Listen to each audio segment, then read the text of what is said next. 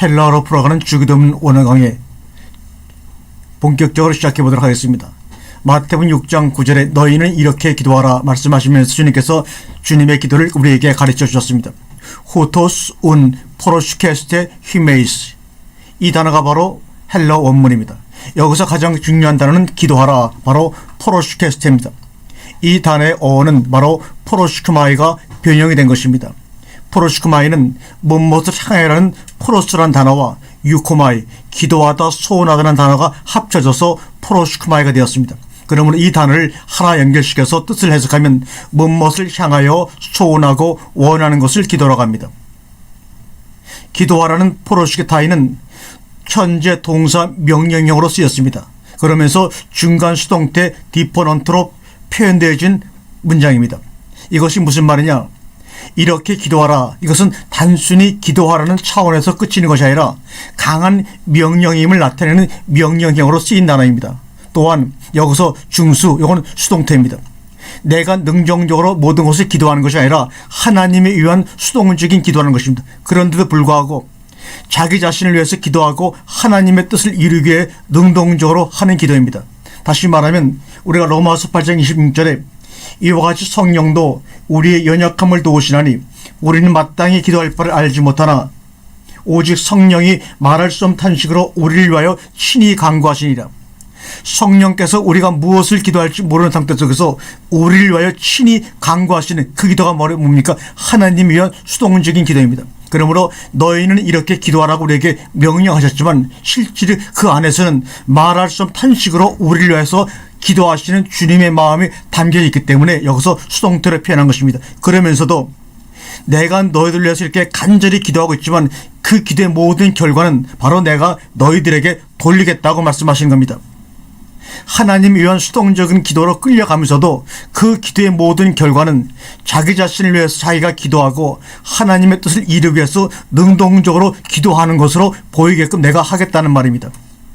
주님과 연합한 상태에서 아버지의 뜻을 이루기 위해 지금 이 시간에 기도하는 것을 바로 너희는 이렇게 기도하라, 후토스 온 포로슈케스테 히메이스라고 표현한 것입니다.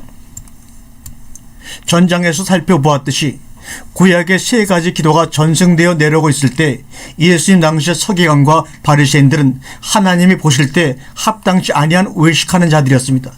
그들은 기도할 때 외식하는 자들과 중언부라는 하나님의 나라와는 관계없는 이방인으로서의 염려하는 기도를 하고 있었습니다. 이에 성경 마태복음 6장 1절부터 8절까지에는 우리가 본받아서는 아니 될 잘못된 기도에 대해서 먼저 언급을 하고 계십니다. 한번 살펴볼까요? 마태복음 6장 5절에 외식하는 자와 같이 기도하지 말아라. 예수님은 너희가 기도할 때 외식하는 자와 같이 되지 말라고 당부하셨습니다. 저들은 사람들에게 보이려고 회당과 큰 거리 어귀에 서서 기도하기를 좋아하는데 저들은 이미 상을 사람에게 받았기에 하나님께는 상을 받을 것이 없다고 말씀하셨습니다. 사람의 마음은 좋은 일을 하면 자랑하고 싶고 칭찬받고 싶고 기도 잘하는 것도 인정받고 싶고 그래서 사람에게 자기를 드러내려고 하는 마음이 있습니다. 그런데 우리가 세상 사람들과 다른 것이 있다면 우리는 그리스도의 심판대 앞에 서는 것을 안다는 것입니다. 물론 신자나 불신자가 다 그리스도의 심판대 앞에 서지만 적어도 우리가 아는 것은 사람에게 칭찬을 받으면 하나님께는 칭찬을 받을 것이 없다는 것입니다. 마태복음 25장에서는 양과 염소를 나눌 때 양쪽에 있는 사람들은 오히려 주님에게 한 것이 없다고 하는데 염소 쪽에 있는 사람들은 주여 우리가 어느 때 주의 줄이신 것이나 목마르신 것이나 나그네 된 것이나 버티신 것이나 병든 것이나 옥에 갇히신 것을 보고 공양치 아니하더이까라고 오히려 주님께 따져드는 무리가 있습니다. 자기들은 분명히 공양을 선한 일을 했다는 것입니다. 그러나 주님은 그것을 인정해 주지 않았습니다. 그 이유는 무엇일까요? 이에 임금이 대답하여 가라사대 내가 진실로 진실로 너희에게 이르노니 이 지극히 작은 자 하나에게 하지 아니한 것이 곧 내게 하지 아니한 것이라 하시니라고 주님이 그들의 따짐에 답을 해주셨습니다. 이 말씀은 오늘 사는 우리 모두에게 적용되는 말씀입니다. 우리가 보기에 하지 않게 보이고 별로 중요하지 않은 지극히 작은 자 하나에게 하지 아니한 것이 곧 내게 하지 아니한 것이라는 말입니다. 신앙생활의 결론은 성경을 얼마나 많이 알고 얼마나 봉사를 많이 하고 기도를 많이 하는 것으로 끝나는 것이 아니라 나의 삶 속에서 그것이 가시화되고 표현화되며 생명력을 발휘해야만 하는 것입니다. 그러면 외식하는 자들은 어떠한 자들인가? 여기서 외식하다는 단어는 바로 히포크리테스라는 단어입니다. 이것은 못인 채 하는 것을 말할 때 히포크리테스라는 말을 씁니다. 외식하는 상태는 속에는 탐욕과 방탕이 가득하면서도 겉으로는 거룩하고 경건한 모습을 보이려고 하고 자기는 변화되지 않으면서 다른 사람의 잘못을 문제 삼고 비판하는 사람들을 말하며 입술로는 하나님을 공경하되 마음은 먼 상태를 말할 때 외식하는 자들이라고 말합니다. 이 외식하다는 단어는 기도하다는 단어와 마찬가지로 두 개의 단어가 합해져서 이루어진 합성어입니다. 히포, 뭐뭐 아래라는 말과 크리노, 심판하다는 말이 합혀서 외식하다는 단어가 만들어졌습니다. 즉 심판 아래 있는 자라는 뜻입니다. 외식하다는 말은 마치 맡겨진 인물에 따라 연기하는 배우처럼 그가 말하고 겉으로 행동하는 것은 의인인 것처럼 하나님께 인정받는 사람처럼 말하지만 사실은 그들의 마음이 바뀌지 않았고 진실로 하나님을 공경하는 것도 없고 참된 기도나 구제도 하지 않고 그저 사람에게 칭찬을 받기 위해 하는 것이기에 아직도 심판 아래 있다는 말로서 바로 히포크리노라는 단어가 합쳐져서 외식하는 자라고라는 단어가 만들어진 것입니다. 이에 저희가 엿보다가 예수를 총독의 치리와 권세 아래 붙이려 하여 정탐들을 보내어 그들이 스스로 의인인 체하며 예수의 말을 책잡게 하니라고 누가복음 20장 20절에도 말씀하고 있습니다. 신구약 성경을 통해 얼마나 많은 외식하는 자들이 있었습니까? 가인과 아벨이 하나님께 제사를 드렸지만 아벨의 제사는 연납되었고 가인의 제사는 연납되지 않았습니다. 왜 가인의 제사는 연납되지 않았을까요? 요한일서 3장 12절에서는 가인은 악한 자에게 속하여 아우를 죽였고 가인의 행위 자체가 악하다고 말하고 있습니다. 오늘날에도 가인 같은 사람이 얼마든지 있을 수가 있습니다. 하나님께 예배하고 예물을 드린다고 하지만은 마음과 생각은 사탄에게 사로잡혀 사는 사람들을 말하고 있는 것입니다. 우리도 마찬가지로 신앙의 행위는 있으되 마음이 주님께로부터 떠나 있다면 그는 아직도 심판 아래 있는 것입니다. 구약의 발람 선지자는 하나님의 종으로 하나님과 대화하는 선지자였지만 죄물의 눈이 어두워 오히려 하나님 백성을 저주하는 데 앞장을 섰습니다. 신약 성경에도 수많은 거짓 선지자들의 모습을 사도 바울은 디모데 제자에게 그들의 삶과 종말에 대하여 가르쳤습니다. 누구든지 다른 교훈을 하며 바른 말 곧 우리 주 예수 그리스도의 말씀과 경건에 관한 교훈에 책념치 아니하면 저는 교만하여 아무것도 알지 못하고 변론과 언쟁을 좋아하는 자니 이로써 투기와 분쟁과 해방과 악한 생각이 나며 마음이 부패해지고 진리를 잊어버려 경건을 이익의 재료로 생각하는 자들의 다툼이 일어나니라고 디모데전서 6장 3절과 5절에 말씀하고 있습니다.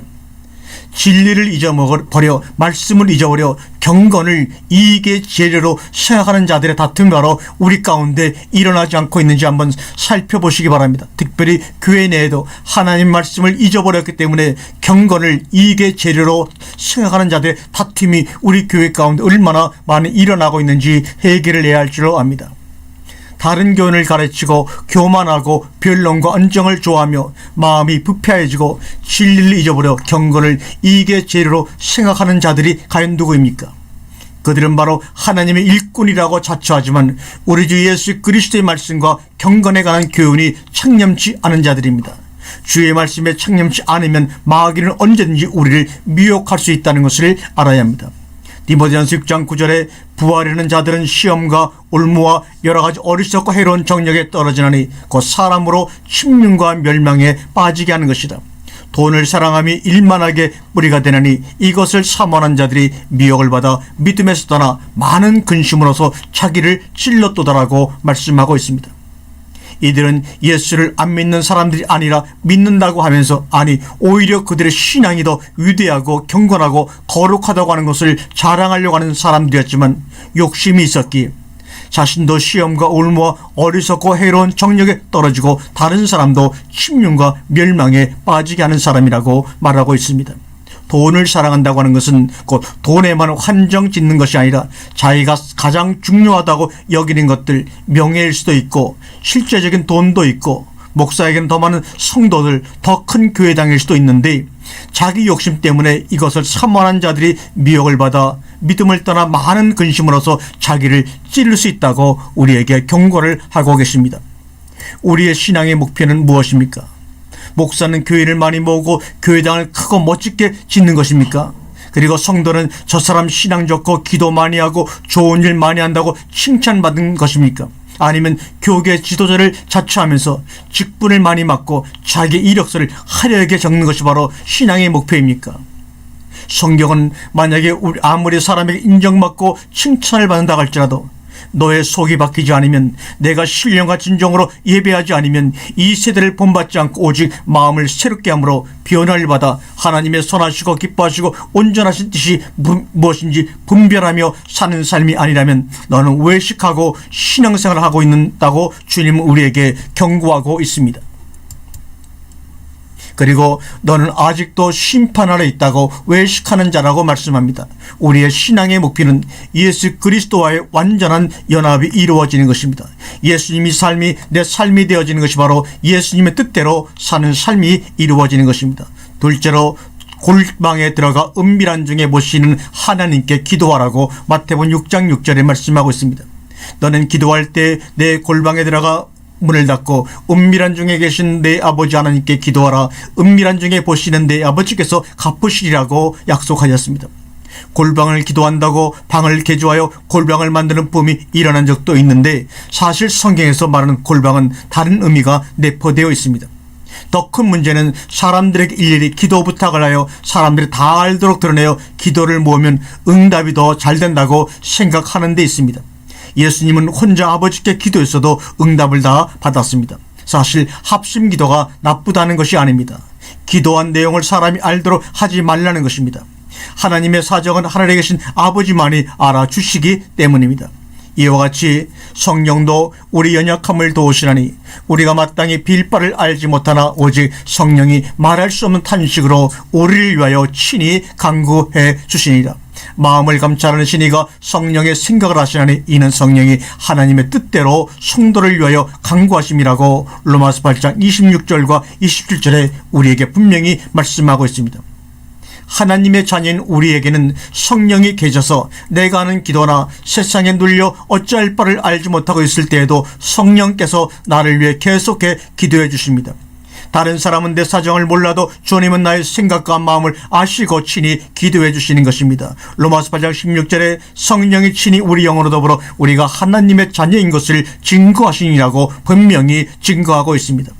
하나님도 잊어버리고 주님도 잊어버리고 내가 어디 혼자 가고 있을 때에도 내게 함께 계시는 주님은 계속 나를 위해 기도해 주십니다. 더 이상 죄종이 아닌 양자의 영을 받은 하나님의 아들로서의 삶을 살도록 날마다 우리를 깨닫게 하여 주십니다. 하나님의 사랑은 고난을 통해서라도 온전한 하나님의 자녀들의 영광의 자유에 이르게 하십니다. 예수님은 골방에 들어가 은밀한 중에 보시는 하나님께 기도하라고 합니다. 참된 기도는 내가 그리스도와 연합되었을 때 아버지께 상달이 되는 것입니다. 사람들에게 보이기 위한 기도는 버리고 정말 진지하게 한실하게 하나님께 기도하라는 것입니다. 그러면 골방을 어디를 말하는 것일까요? 골방이 옛날에는 방에 딸린 아주 작은 방을 골방이라고 했습니다. 그런데 이 말은 작은 기도실을 말하는 것이구나 하고 생각하면 안 된다는 말입니다. 골방은 헬라어로 타메이온, 이 말은 밀실 골방인데 이 단어와 같은 뜻의 히브리어로는 리시카라는 말이 있습니다. 이 말도 방, 독방, 밀실 골방인데 이 단어가 어떻게 쓰였는지 알게 되면 골방을 의미하는 것이 무엇인지 우리가 알 수가 있을 것입니다. 한번 성경을 보겠습니다. 느헤미야서 10장 38절을 보면 레위 사람들이 11조를 받을 때에는 아론의 자손 제사장 하나가 함께 있을 것이요, 레위 사람들은 그 11조의 10분의 1을 가져다가 우리 하나님의 전, 이게 바로 여기서 하나님의 전이 리시카 골방입니다.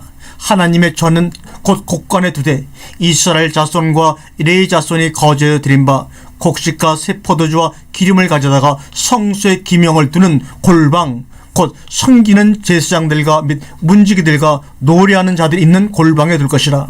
이게 바로 리시카입니다. 그리하여 우리가 우리 하나님의 전을 버리지 아니하리라, 이렇게 말합니다. 구약에서 말하는 리시카 골방의 의미는 하나님의 성전 안에 있는 방을 말하며 제사장들이 백성들에게 받은 11조의 10분의 1을 두는 방이요, 이스라엘 자손과 레위 자손이 드린 곡식과 포도주와 기름을 두는 것이요, 하나님의 기명즉 그릇을 두는 것이요, 하나님을 섬기는 제사장들과 문지기들과 노래하는 자들이 있는 곳을 말하며 하나님의 지성물을 먹는 장소를 골방이라고 말하고 있는 것입니다. 골방은 하나님의 성전 안에 있는 방을 말하는 것입니다. 오늘날에 그럼 하나님의 그 골방은 리시카는 어디에 있다는 말인가? 물론 보여지는 교회도 하나님의 성전인 것은 틀림이 없습니다. 그러나 그것은 다만 하나님의 자녀들이 있으므로 성전인 것입니다. 건물의 교회는 언제든지 변화가 가능한 것입니다. 그렇다고 하나님의 성전을 교회 건물로만 한정 지어서는 안 됩니다. 단지 교회는 하나님의 성전의 모형일 뿐입니다. 그런데 많은 사람들이 모형인 눈에 보이는 교회 건물에 그렇게 신경을 쓰고 돈을 투자하며 야단했다는 것을 보면 우리는 하나님의 마음을 몰라도 너무 모르고 있는 것입니다. 예수님은 돌로 지은 하나님의 성전을 헐어버리라고 하였습니다. 그리고 사흘 안에 내가 지으리라 하면서 자기 자신을 육체된 성전이라고 하였습니다. 예수님 자신이 바로 하나님의 성전인 것입니다. 따라서 골방 안에 들어가 기도하라는 것은 예수님 안에서 기도하라는 것입니다.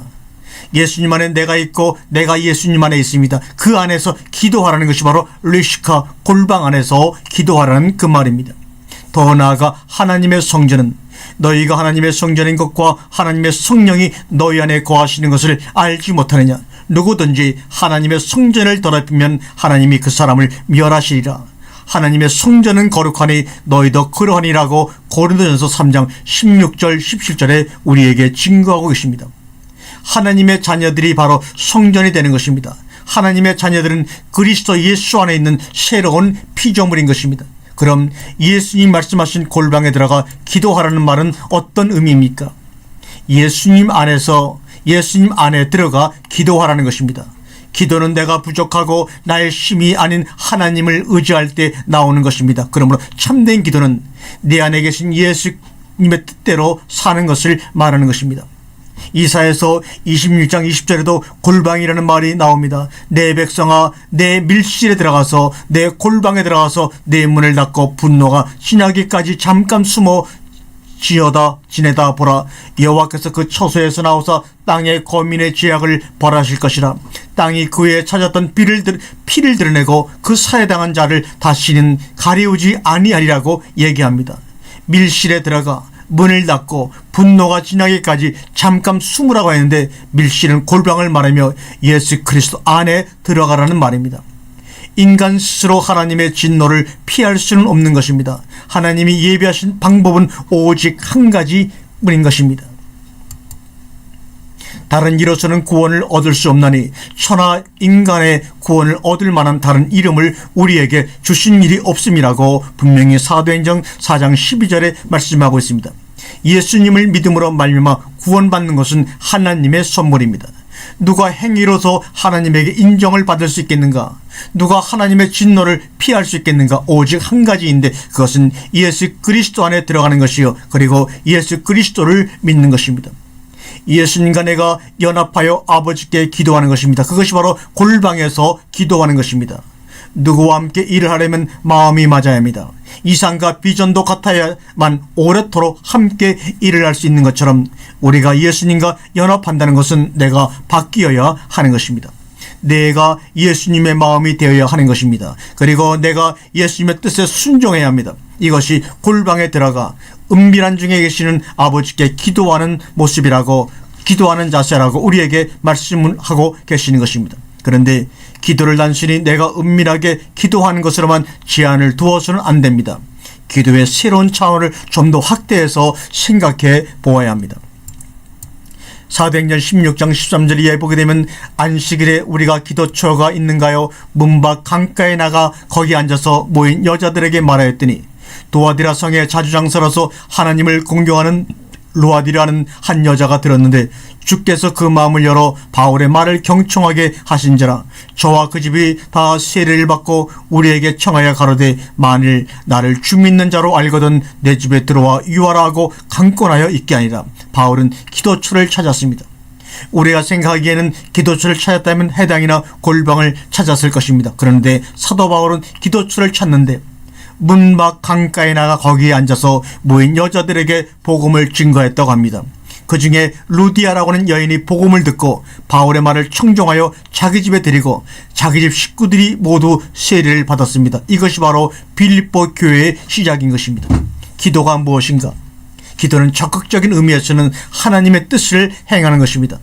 주기도문처럼 뜻이 하늘에서 이루어진 것처럼 땅에서도 이루어지더라고 기도하는 것입니다. 그렇다. 하나님의 뜻은 잊어버린 양을 찾는 것입니다. 잊어버린 양을 찾기 위해 우리가 최선을 다하며 순종하는 것이 바로 기도하는 것입니다. 마태복음 6장 7절에 증언본 기도하지 마라. 오늘날에는 기도의 방법도 참으로 많이 있습니다. 통성 기도도 있고 묵상 기도도 있고 침묵 기도도 있고 성경 속에서도 많은 기도의 유형을 볼 수가 있습니다.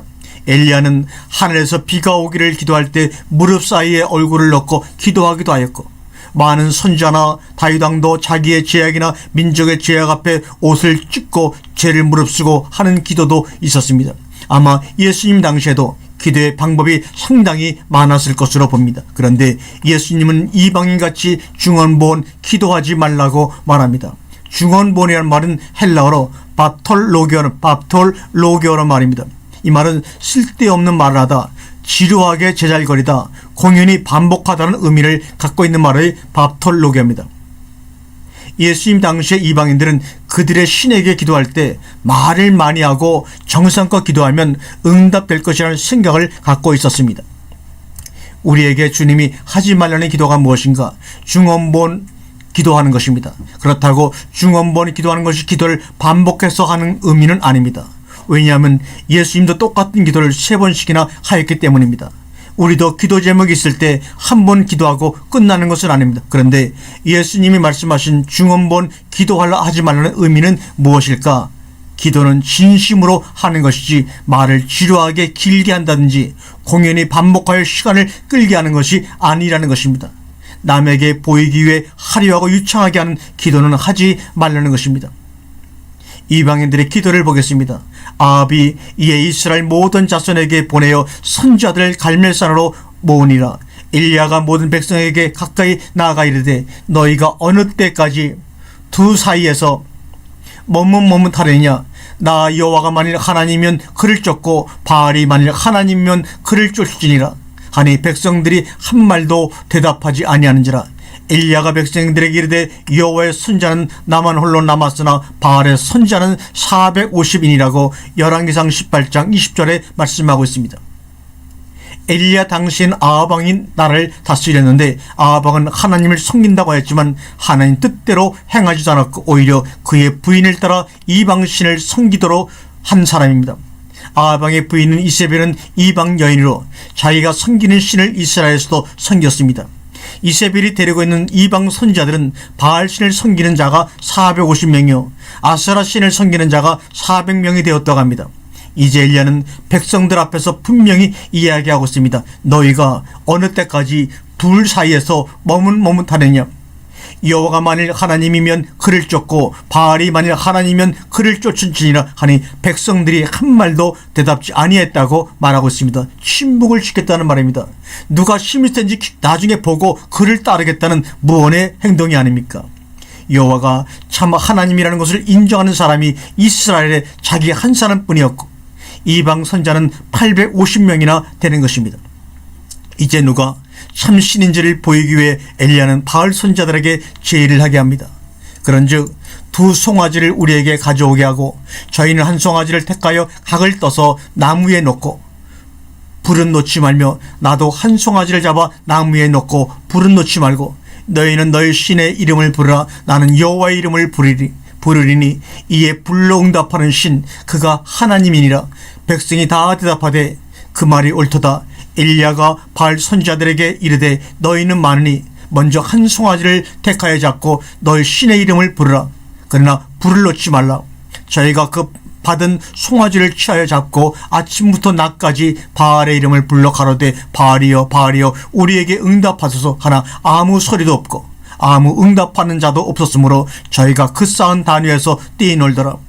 오종에 이르러서는 엘리야가 저희를 조롱하여 가로되 큰 소리로 부르라. 저는 신인즉 묵상하고 있는지 혹 잠깐 나갔는지 혹 길을 행했는지 혹 잠이 들어서 깨어야 할 것인지 하매 이에 저희가 큰 소리로 부르고 그 귀를 따라 피가 흐르기까지 칼과 창으로 그 몸을 상하게 하더라. 이같이 오정이 지났으나 저희가 오히려 진언을 하여 저녁 소재 될 때까지 이를지라도 아무 소리도 없었고 아무 응답하는 자도 없고 아무 돌아보는 자도 없더라고 열왕기상 18장 23절 이하에서 증언하고 있습니다. 바알 선자들의 기도하는 모습을 보십시오. 저희는 아침부터 낮까지 그들의 신의 이름을 부르다가 응답이 없자 춤을 추며 그들의 신을 부릅니다. 그래도 응답이 없자 큰 소리로 부르고 그들의 균례를 따라 칼과 창으로 자기 몸을 상하게 하게 하지만 그래도 응답이 없자 진언을 합니다. 진언이라는 말은 흔히 도사들이 쓰는 수리수리 마수리 같은 특별한 주문을 말하는 것입니다. 그래도 아무 응답이 없었다는 것입니다. 왜 없었겠습니까? 지금은 하나님과의 대결인 것입니다. 그들끼리는 이적과 기사를 보일지 모르지만 절대자여 만왕의 왕이신 하나님 앞에서는 이방 신들이 꼼짝도 못하는 것입니다. 이방 신을 섬기는 사람들끼리는 그들 나름대로의 액땜을 한다든지 소원이 성취된다든지 병 고친 일이 일어날 수 있습니다. 그런데 이것이 영생의 길로 인도하는 것은 아니라는 것입니다. 자, 이제는 우리 엘리야 선지자의 기도를 한번 보기로 하겠습니다. 엘리야가 모든 백성을 향하여 이르되 내게로 가까이 오라. 백성이 다 저에게 가까이 오매 저가 무너진 여호와의 단을 수축하되 야곱의 아들들의 지파의 수요를 따라 12돌을 취하니 이 야곱은 여호와께서 옛적에 저에게 임하여 이르시기를 내 이름을 이스라엘이라 하리라 하신 자더라. 저가 여호와의 이름을 의지하여 그 돌로 단을 쌓고 단으로 돌아가며 곡식종자 두세 알을 용납할 만한 도랑을 만들고 또 나무를 버리고 송아지 각을 떠서 나무에 넣고 이르되 통넷에 물을 채우다가 번제물과 나무 위에 부으라고 또 이르되 다시 그리하라 하여 다시 그리하니 또 이르되 3번 그리하라 하여 3번 그리하니 물이 단으로 흐르고 도랑에도 물이 가득하게 되었더라. 저녁 소재 드릴 때 이르러 선지자 엘리야가 나아가서 말하되 아브라함과 이삭과 이스라엘 하나님 여호와여 주께서 이스라엘 중에서 하나님이 되신과 내가 주의 종이 됨과 내가 주의 말씀대로 이 모든 일을 행하는 것을 오늘날 알게 하옵소서. 여호와여 내게 응답하소서 내게 응답하소서. 이 백성으로 주 여호와는 하나님이신 것과 주는 저희의 마음을 돌이키게 하시는 것을 알게 하옵소서 하매 이에 여호와의 불이 내려서 번제물과 나무와 돌과 흙을 태우고 또 도량의 물을 핫은지라 모든 백성이 보고 엎드려 말하되 여호와 그는 하나님이시더라 여호와 그는 하나님이시더라 하니 열왕기상 18장 30절 이하의 말씀입니다. 엘리야는 짧지만 아주 진실하게 기도를 합니다. 그런데 엘리야도 내게 응답하소서 내게 응답하소서 2번씩이나 기도하였습니다. 예수님이 중언부언 기도하지 말라고 했던 것은 기도를 또 하고 반복하지 말라는 것이 아닙니다. 사람에게 보이기 위해 사람에게 칭찬을 받기 위해 또는 사람을 감동시키기 위해 기도하지 말라는 것입니다. 중요한 것은 너희의 마음을 진실하게 기도한다면 통성 기도할 수도 있고 침묵 기도할 수도 있고 묵상 기도도 할 수 있는 것입니다. 간절히 기도하다 보면 얼마든지 기도를 반복해서 할 수가 있는 것입니다. 엘리야는 주께서 이스라엘 중에 하나님 되신가 내가 주의 종이 됨과 내가 주의 말씀대로 이 모든 일을 행하는 것을 오늘날 알게 하옵소라고 하였을 때 즉각 응답이 있었던 것입니다. 그렇다면 우리가 해야 할 기도는 어떤 기도인가요? 예수님은 저희들을 본받지 말라고 했습니다. 심지어 예수님은 그들의 말하는 것은 행하되 그들의 행동은 본받지 말라고 합니다. 왜냐하면 말은 유창하게 성경대로 하였지만 행동은 전혀 따르지 않고 있기 때문에 그렇게 말씀하신 것입니다. 그러면 우리에게 꼭 있어야 할 것이 무엇인가? 한번 본문 8절을 보겠습니다. 원문에는 아우톤, 이 말은 그를 이런 말입니다. 아우톤이 번역에서 빠진 것입니다. 그러므로 다시 이것을 마태복음 6장 8절을 번역하면 너희들이 구하기 전에 그를 현재 소유해야 할 것을 너희들의 아버지가 이미 다 알고 계시다는 말입니다. 우리나라 성경에는 바로 아우토, 이 그르리라는 말이 번역에서 빠져버리고 말았습니다. 그래서 원문을 제대로 이해하기가 어려웠던 것입니다. 그래서 아우톤이라는 이 말을 집어넣고 번역을 하면 너희들이 구하기 전에 그를 현재 소유해야 할 것을 너희들의 아버지가 이미 알고 계시다는 것입니다. 우리가 기도하기 전에 정말로 있어야 할 것이 무엇인가를 알아야 합니다. 우리는 혹시 기도는 많이 하되 예수와는 상관이 없는 기도를 하지는 않는가? 예수님이 없이 내 열심, 내 야망을 이루기 위해 남보다 내가 더 낫다는 것을 보여주기 위해 기도하지 않는가? 우리에게 정말로 필요한 것은 예수님이 내 안에 계시느냐 하는 것입니다. 그러므로 너희들이 구하기 전에 그를 현재 소유해야 할 것을 너희들의 아버지는 이미 알고 계신다. 그럼 그들이 누구인가? 이것이 중요한 것입니다. 우리가 차후 시간에 그들이 누구신지 여러분에게 분명히 밝힐 것입니다.